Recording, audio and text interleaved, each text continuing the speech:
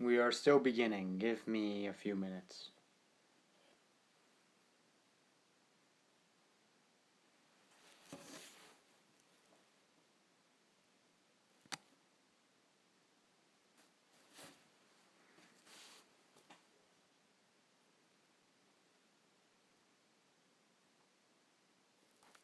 As I need both devices to manage this stream, I'm waiting for it to appear on my iPad as it is as it's going on my phone so I can view the chat.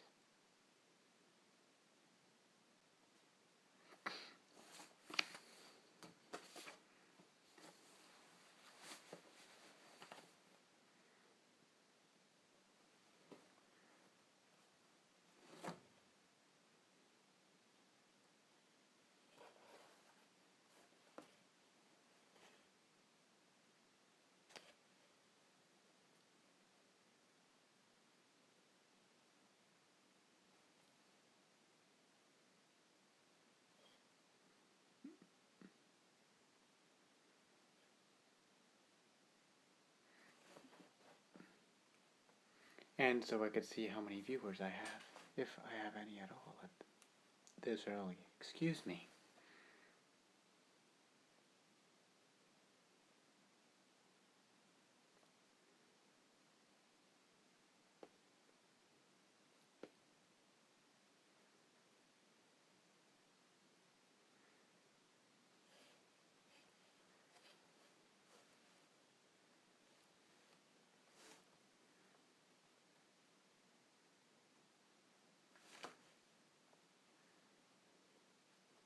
Here we go.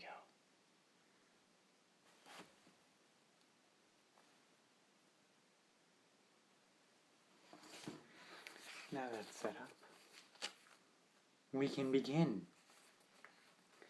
Tales from the Necronomicrap. I have 2 creepypastas selected tonight on this beautiful, wonderful Halloween.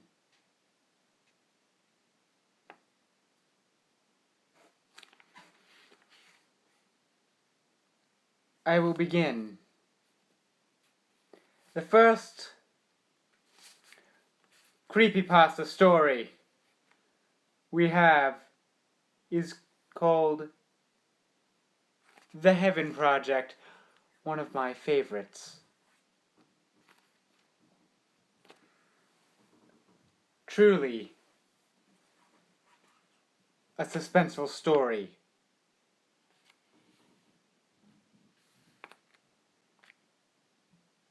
I awoke in a dark room on a cold floor. It's difficult to tell how long I've been laying here, but the creaks in my bones and the aches in my muscles tell me that it has been a while. My mind feels empty, blank, desolate. I quickly glance around, surveying my surroundings. From what I can tell, I am in a windowless room, which would explain the darkness. I push myself up slowly and rise to my feet. At first, I stumble a bit and nearly fall over, but luckily I catch myself. Have I been kidnapped? I wonder. The room appears to be completely empty. No chairs, no bindings, or anything that one would expect to see when they've been kidnapped. I feel slightly relieved and began to shuffle over to the walls of the room. It is fairly small, about the size of a bedroom. Through the darkness, I can make out the shape of a door. I fumble for the handle blindly and finally feel my fingers close around it. I flinch a bit at the handle's icy coldness, but nonetheless attempt to turn it. Nothing. The damn thing won't budge. Pain suddenly shoots through my skull like a bullet. I remember the headlights, the car crash, the fear, and most of all the pain. I clutch my head and squeeze my eyes shut, hoping that the white-hot pain will subside. I stumble away from the door and land flat on my rear. After a few seconds, it finally fades away, and the horrifying realization begins to dawn on me. Am I dead? I wonder aloud. As if to answer my question, the door swings open, and blinding light filters into the room. I shield my eyes, my still sensitive eyes, from the glaring light. 2 men step in. One is tall and has a shock of blonde hair and deep blue eyes. The other is shorter, a bit shaggy. Brown hair, quick green eyes that dart around. They are both wearing suits and have what appears to be wings protruding from their backs. They're each grinning widely at me, revealing their pearly white teeth. "Welcome to heaven, Jason Gray," the tall one says in a voice smooth as silk. "Heaven?" I ask. The angels nod. Their grin still present, I lose myself in thought. How did I get to heaven? I wasn't particularly a bad person when I was alive, but I wasn't religious either.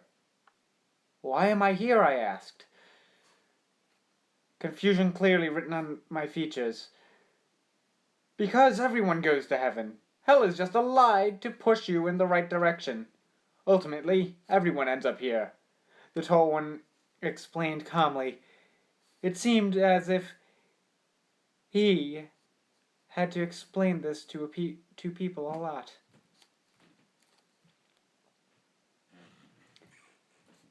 We're here to take you on a tour of heaven, the shorter one says, bouncing up and down in excitement. A tour? I asked, standing up once again. Follow us, the tall one says, striding out of the room. I notice as they turn their backs and that the wings are stitched on. The structures appear to be sloppy and rushed, as if the patient was moving around a lot during the procedure. What kind of place is this?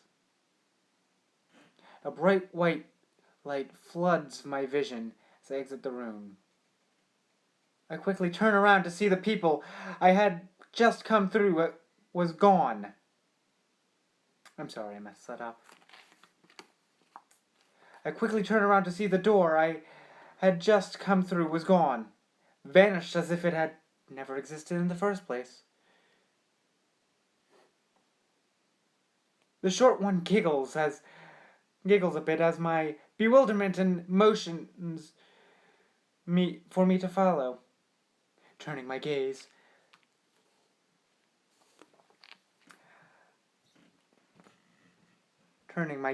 forward, I can see a factory of sorts. There are other angels dressed in work clothes pushing carts full of lumpy objects everywhere. Oh, hey, July! Glad you could make it. Happy Halloween. And where was I? Ah, yes. It is difficult to tell what the objects are.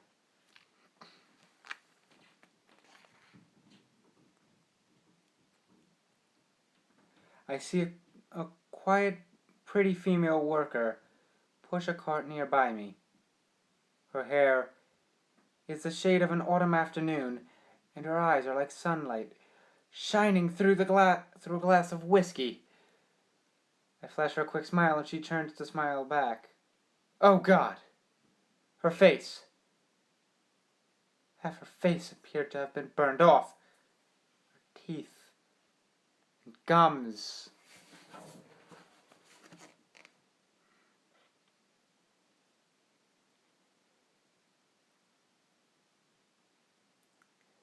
are clearly showing. Pearly white bone with glistening pink flesh encasing them. It appears to be the only part of her tortured face that isn't marred. I quickly avert my eyes from the grisly sight, choking back vomit. Very funny, July. Very funny.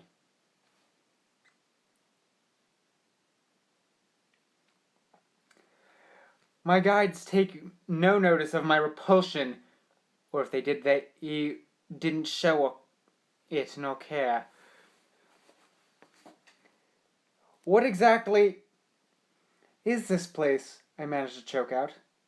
Heaven, they both reply in unsettling unison. What I shake my head. No. This is supposed to be all pearly white gates and cherubs, right? My guides both look at each other as if they are the parents of a child who's asking why the sky is blue. All will be explained soon, Jason, the tall one said. Their ever-present smiles are beginning to unnerve me more. I would answer them if I wasn't so occupied with choking down my own stomach acids. I continue following them because that's the only thing I can think of doing right now.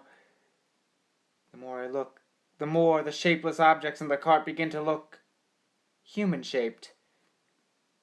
No, it can't be.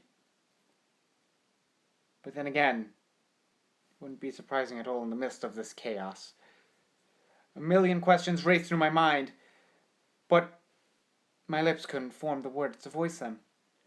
My terrifying guides led me through seemingly endless hallways that twist and turn like an impossible labyrinth.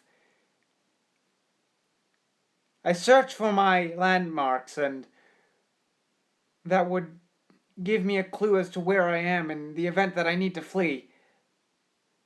But they all appear to be the same colorless halls, with exactly 7 doors. I absolutely wonder how the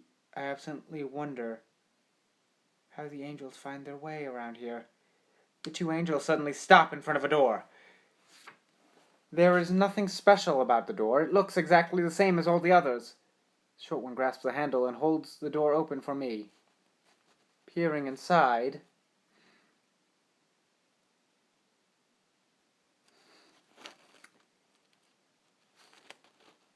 it appears I've lost my place again.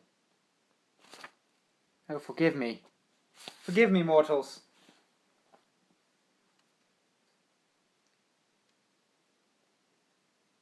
Peering inside, I can see what appears to be a surgery table, complete with a tray of all the instruments a surgeon would need.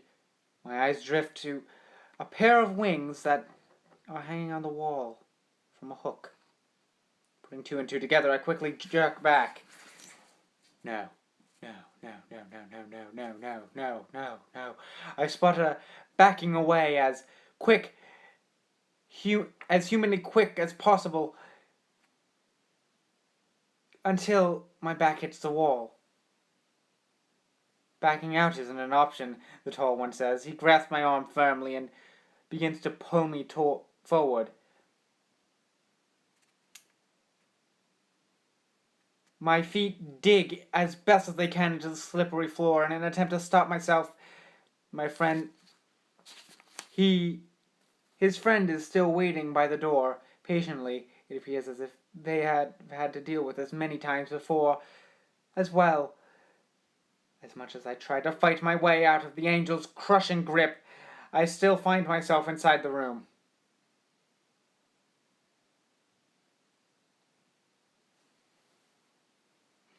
Next thing I know, The short angel is at my side and helping the other angel ease my protesting from the form into the surgery table. I thrash wildly against the leather straps, but to no avail. "Let me go!" I screech. "Please, calm down. All will be explained now, Jason," the tall one states in a somewhat hollow tone. "Go to hell!" I yell at it through gritted teeth. "I'm afraid I cannot do that. We have already explained that there is no hell," the tall one says calmly, his nimble fingers carefully selecting a scalpel. "Oh, can I do it this time?" the shorter one squeals. And the tall one rolls his eyes at him and reluctantly hands him the scalpel. "Try not to mess up like last time," he warns. "Last time?" I wonder, my eyes going wide with terror. The shorter one giggles like a child and begins his approach with the blade. He props the surgery table up and opens up the slot that gives him access to my back. They really did plan for this. You see, Jason, you have been fortunate enough to be selected for the esteemed job of being an angel," the tall one explains. I can feel the shorter one begin to slice away at my shirt. "But why me? I'm not even religious. I don't even believe in any of this crap," I protest. The shorter one begins making precise incisions near my shoulder blades. I flinch at the pain and grit my teeth to prevent a cry from escaping my lips. "And that is exactly why you've been selected for this role. Because you never devoted yourself to God during your time on Earth. You now must do so here." The scalpel bites deeper into my soft skin so that I can feel small rivers of blood beginning to trickle down my back. Those who are religious in their time on Earth have no need to devote themselves as such. They finally get to fully become one with God as they wished in heaven. The tall one continues. In the corner of my vision, I can see the shorter one taking the wings off of the wall and bringing them over to me. He carefully picks it up and begins positioning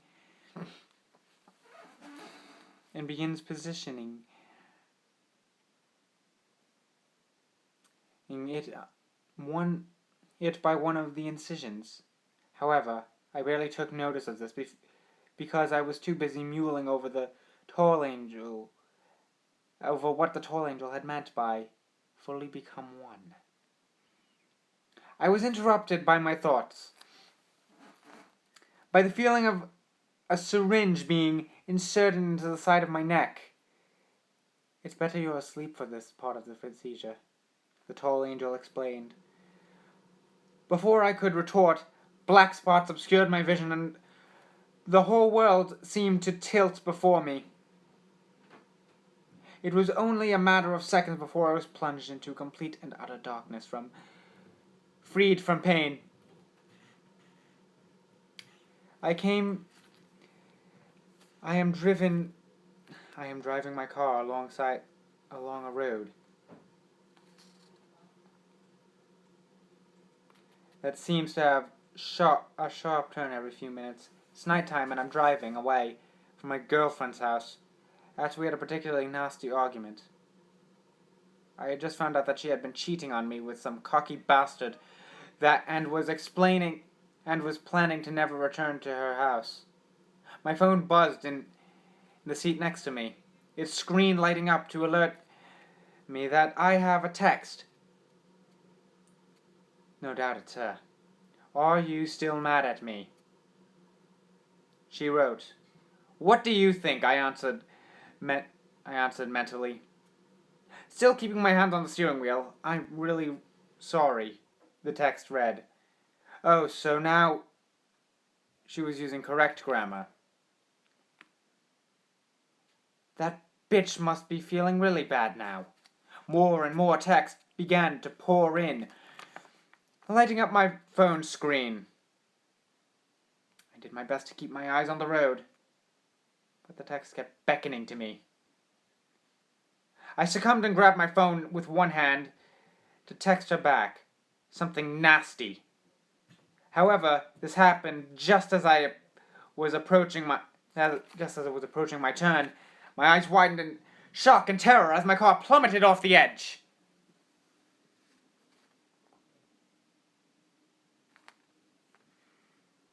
I clearly felt the dread and anticipation sitting in my stomach like acid before the world went black. I awoke with a start. My chest heaving and sticky with sweat. As the horror of my nightmare began to wear off, I became actually aware of two heavy objects on my back. It felt as if my spine was going to collapse. It felt as if from just the sheer weight of them. I craned my neck to see what the objects were, only to be met with the grisly sight of two stark white wings protruding from my back. Oh, you're finally awake, the all too familiar voice of the tall angel said. I did a good job, right? The shorter one inquired eagerly. His question was responded with a sigh and a resigned yes. How long was I out? My voice sounded hoarse and foreign, as if hadn't been used for quite some time. Time is irrelevant, the taller one said. He walked over to the chair I was currently strapped into and carefully undid the bindings. We're going to show you your job now. Follow us. I rose from the chair, wincing at the searing pain in my back.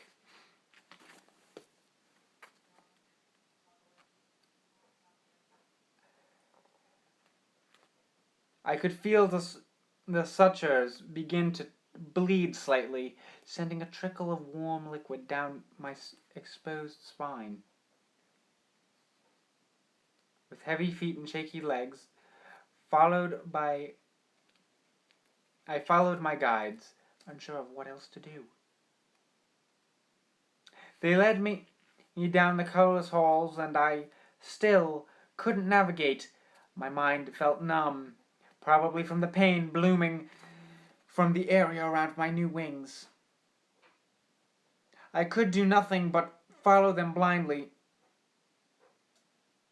like a dumb sheep. It was difficult to tell how long we walked before we reached a metal door.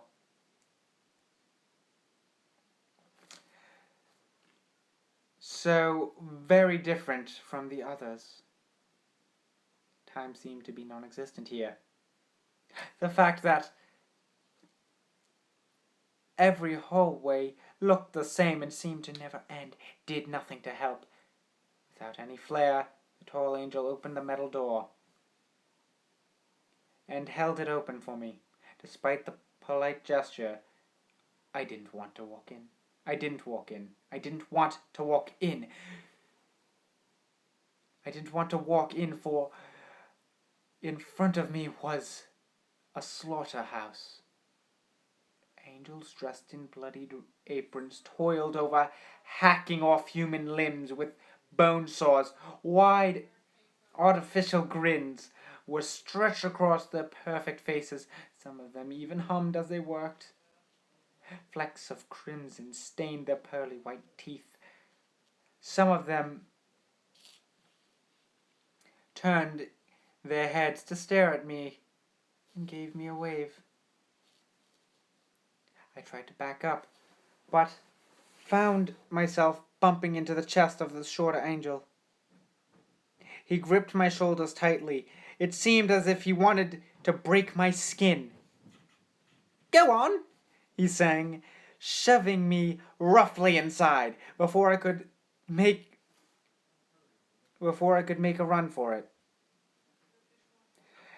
In the opposite direction, the metal door slammed shut behind me, sealing my fate. I wanted to scream, cry, and crumble to the floor on the spot, all at once, but my body remained frozen.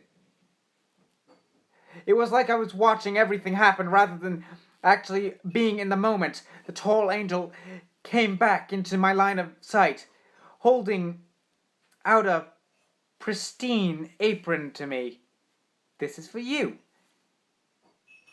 he stated calmly, knowing what wearing that apron meant I would have to do. I shook my head quickly and felt tears raising in my eyes. "No. Please." I choked out uselessly. He shoved the apron into my arms and put on one of his own. It was significantly dirtier than mine. Bits of viscera clinging to it. "Come on. We can't dilly-dally. We're on a very tight schedule." A tight schedule? I wanted to ask, but before I could voice my question, the door on the opposite end of the room fell open. Everything went silent and still. A hunched figure shuffled into the room with the aid of a cane. He was an old man with wrinkles riddling his face like countless rivers. The only sign of hair on his body was a long, graying beard that nearly dragged on the floor. Dark crimson stained it, complementing his bloodshot eyes and slowly moved around the room. Although I was far from him, I could smell the pungent stench of decay emanating directly from him. His eyes finally met mine, causing me to freeze. I felt trapped by those all-knowing eyes of him which seemed to pierce my very soul. They were entrancing, in a sense, and I found myself unable to look or move away as he started hobbling over to me. "Jason!" he rasped in a voice that sounded as if it hadn't been used in decades. I nodded, that being the only thing I was physically capable of doing. "Welcome." He flashed me a smile, revealing his rows of yellowing, crooked teeth. Quite a few of them were missing.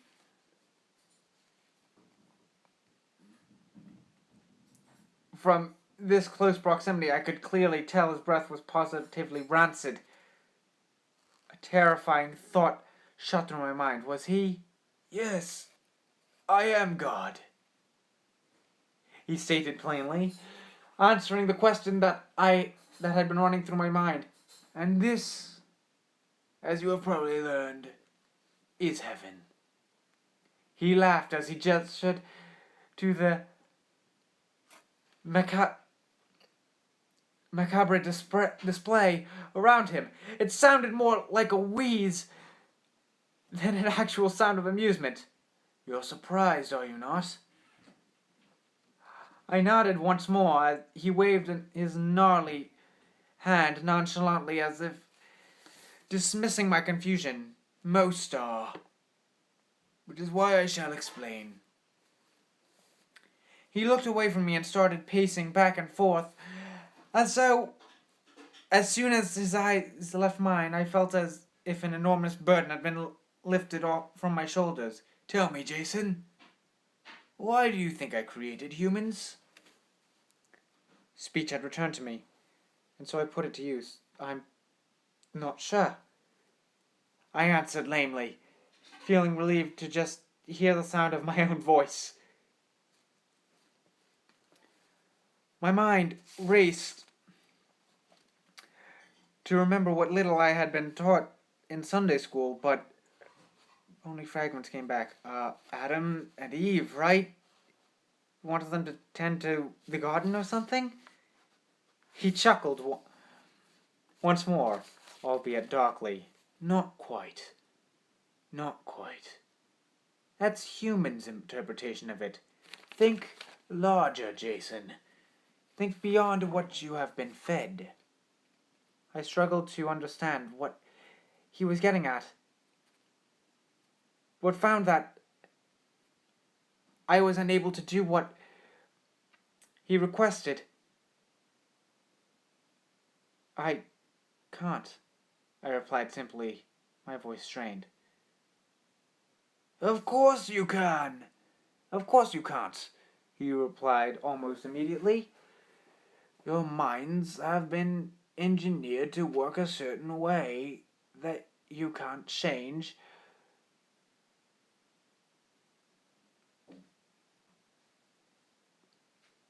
Sorry, my notification went off on my phone. Breaking the immersion there.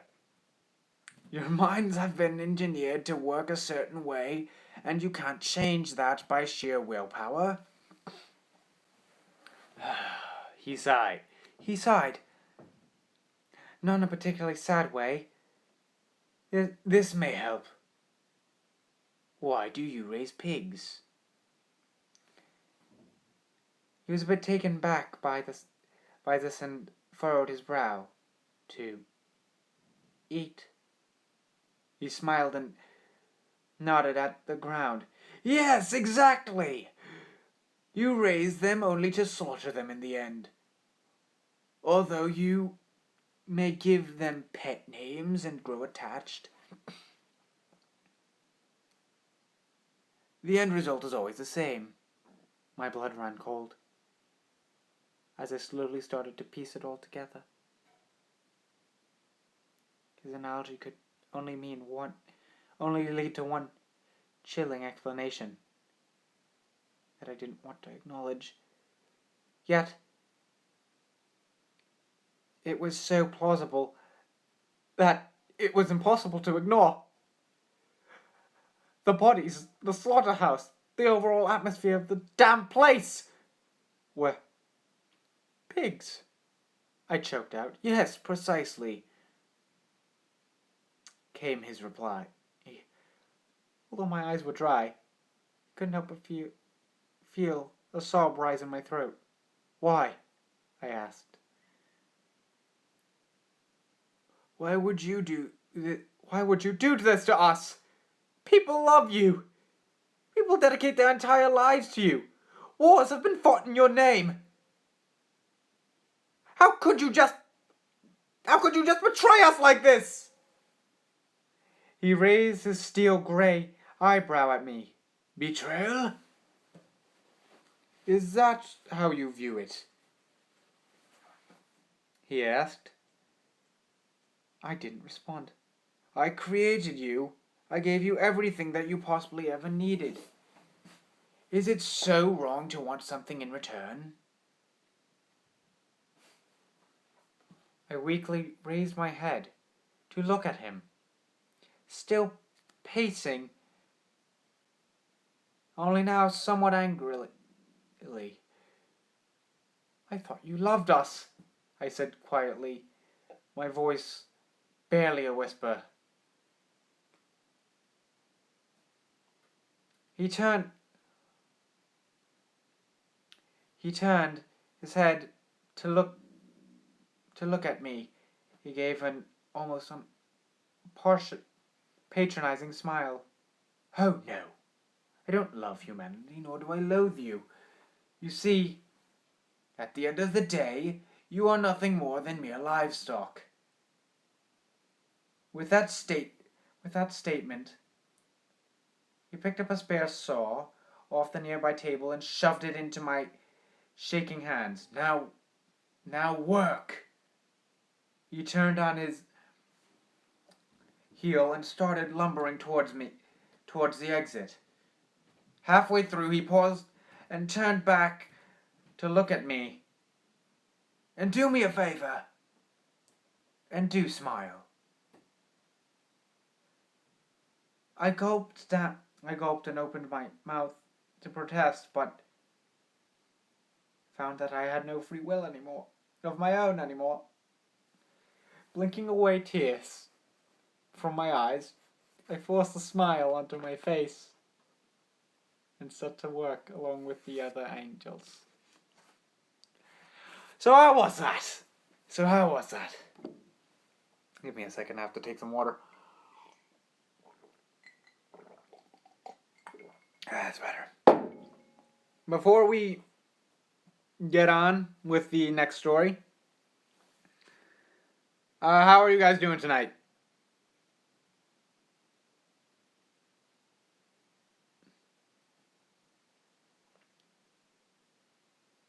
Sorry, the chat it's lagging because the chat doesn't show up on the same device. So it's going to take a bit.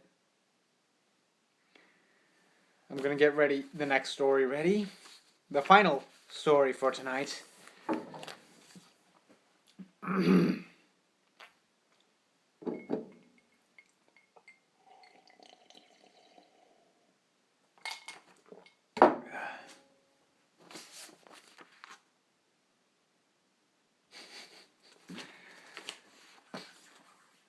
Okay, she says.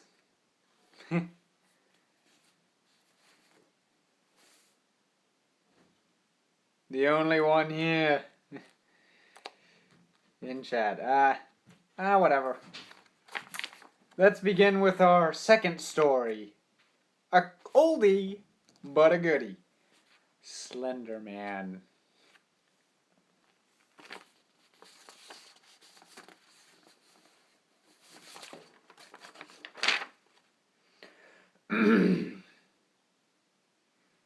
Oh, it's okay, July.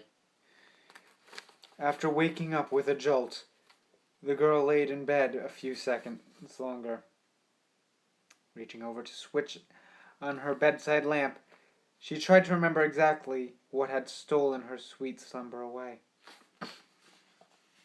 When she couldn't, the brunette swung her legs over the side of the bed and heaved herself up. Checking the time on her phone, she snorted when she saw it was midnight, the witching hour. Knowing that sleep would only evade her, she left her bedroom for the kitchen to a good cup of coffee on her mind. As she passed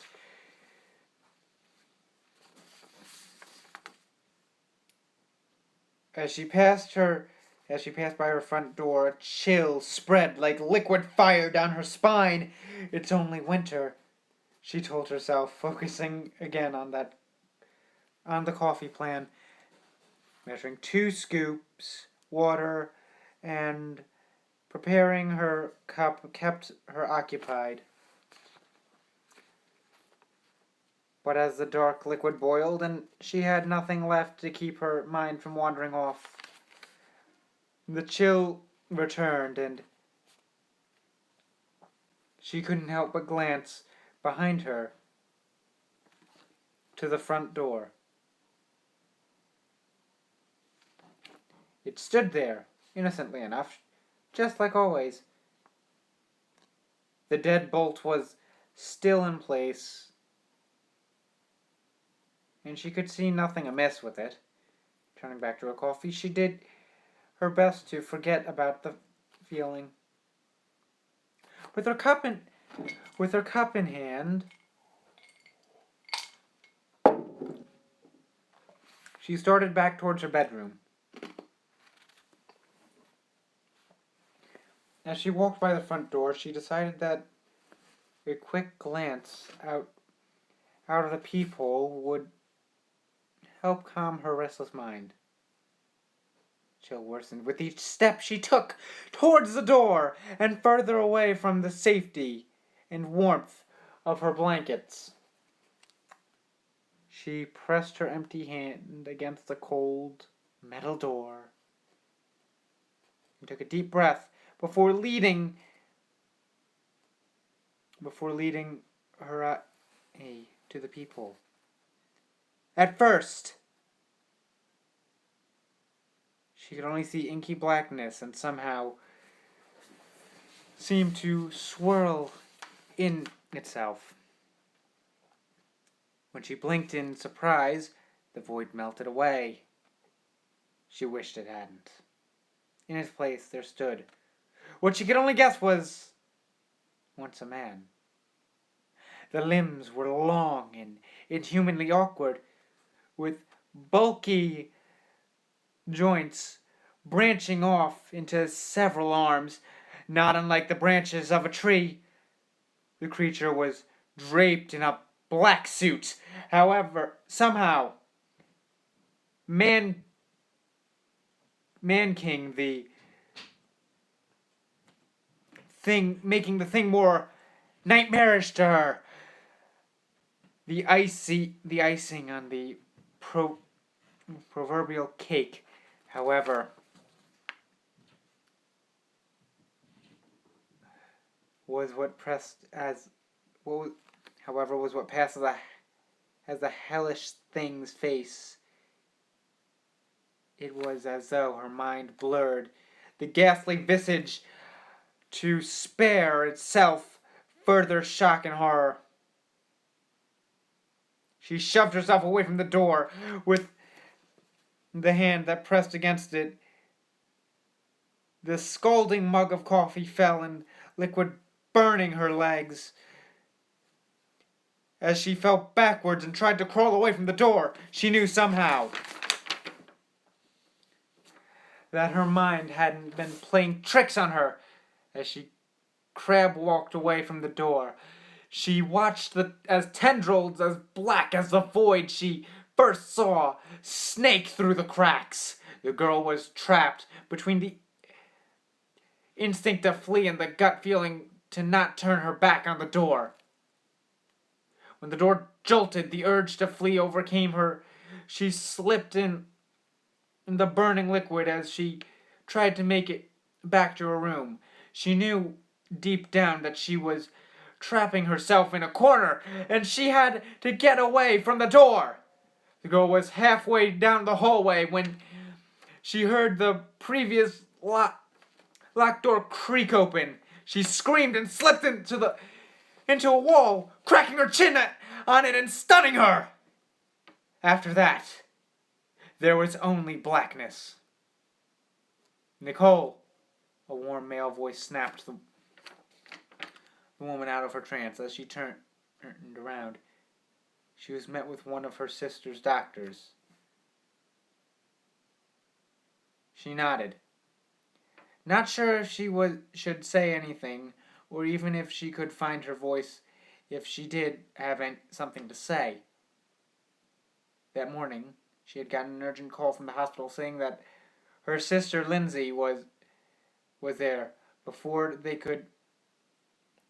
had even let her see her, the doctor had pulled her off to the side and insisted that they talk to her about what might have happened. Phrases like self-inflicted and assault had been thrown around, but Nicole felt her mind reel. She still hadn't fully understood what they had been saying until she saw Lindsay with her own eyes. Her little sister had a bandage wrapped around her head, covering both her ears, as well as her eyes. They said it was to keep her now deadened eyes from drying out, and to try and keep infection from out of the wounds. Lindsay had made to her ears. The doctors had guessed that she or someone else had jammed a pencil in them to keep her off balance or to deafen herself against something.